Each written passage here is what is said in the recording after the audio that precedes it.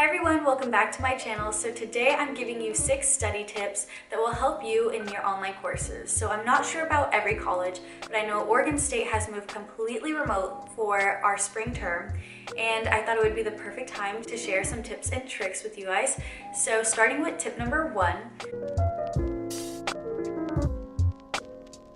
designating a specific zone in your space for studying only. So if you're maybe back at home with your family, or if you're in your dorm room or sharing an apartment with 6 other students, always try and make a space that is only for studying.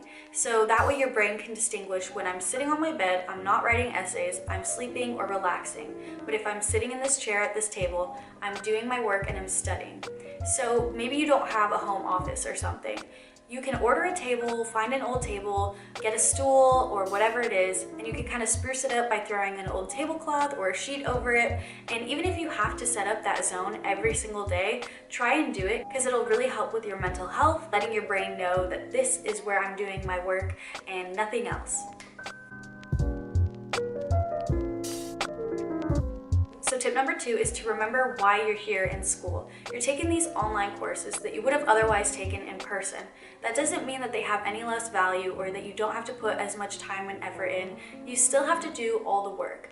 But I know that it can seem kind of like, oh, I can put it off because it's online and the lectures are recorded, I can refer to it anytime. Still give it the same amount of attention. So a way that you can do this is writing down all of your goals in either a notebook or on your phone in the Notes app. That way you're keeping track of what you're working towards, and that can help you stay motivated.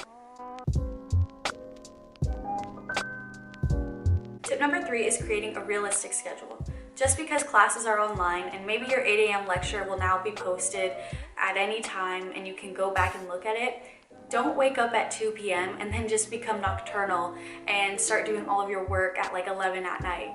Try and stay motivated and keep those habits that you would have had with your in-person classes and try and translate those over to your new online courses. So maybe wake up earlier and go for a run and block off 5 hours in the morning only for studying and work, and then have the evening to make dinner, relax, just like you would have if you would have had your in-person classes. So a big part when making your schedule, do not think that you can take Monday and Tuesday to do all of your work and then just hang out Wednesday, Thursday, Friday. It's not going to work like that, and you need to stay motivated every single day. Just like I said, keep acting like this term is in person, but only now you just have to watch the lectures online. Having those kind of habits are not going to be good for you, and especially when we go back to school in the fall, or if you have summer classes, you might be hit with the harsh reality of, oh, I can't take a 5-day weekend and just cram all of my work into 2 days. So try and maintain that regular schedule that we have with school, 5 days going to school and 2 days weekend. The next tip is to reward yourself. Whether that means you're studying for 30 minutes so you get a 10-minute YouTube break, or maybe every hour you get a piece of chocolate or a 5-minute scroll on Instagram. Those are the kind of things that are going to keep you engaged. Because if you're studying for long hours on end and you're just looking at your computer screen, you could get really distracted. But taking your distractions and making them into some sort of reward for yourself keeps you working towards a goal.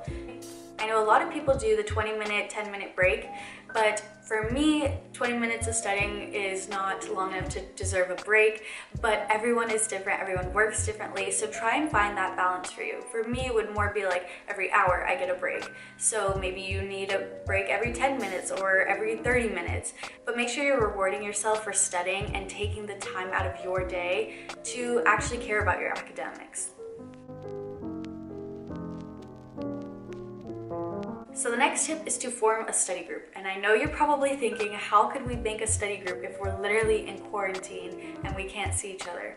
Well, you could use an app like WhatsApp, Facebook Messenger, Zoom call meeting. You could even just make a Google Doc and have all of you guys be on there at the same time. They also have a chat section for that Google Doc. There are so many ways that you can contact your peers even though you're not able to be physically with them, and I think it is super important to maintain those relationships that you had. So I know a lot of my friends and I would take the same classes as we go, And just because we can't physically be with each other during this term does not mean that we're not going to study together like we normally would. So we're still going to do like Zoom call meetings or just a big group chat. If you are going to do a study group and you want to make it a little bit more professional and serious, you can say every week at 4 on Monday we are going to Zoom call and we're going to talk about chapters 1 and 2 or whatever.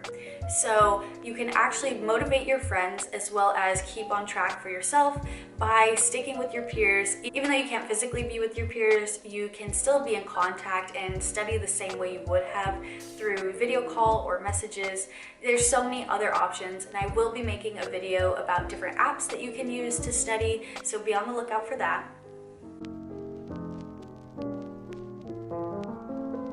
The last tip is to handwrite your notes. In this time where we're going virtual for everything, our meetings are going to be on Zoom call, our office hours are going to be on Zoom, everything's going to turn into one big Zoom call. It might be nice to actually have one physical aspect of school, and that way you can, take your notes and go read it at the park or read it on your porch, maybe just by a window.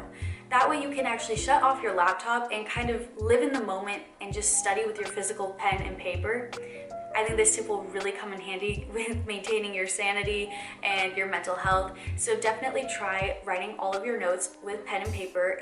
To make your notes a little bit more fun, you can color code them.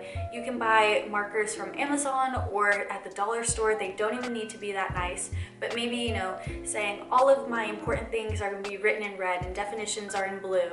Things like that that'll actually help your brain stay motivated and engaged with your schoolwork can really make a big difference.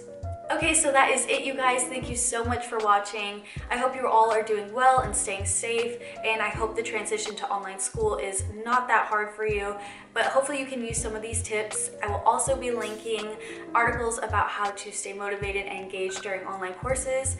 And yeah, thank you all so much for watching, and I will see you in the next video. Bye, guys.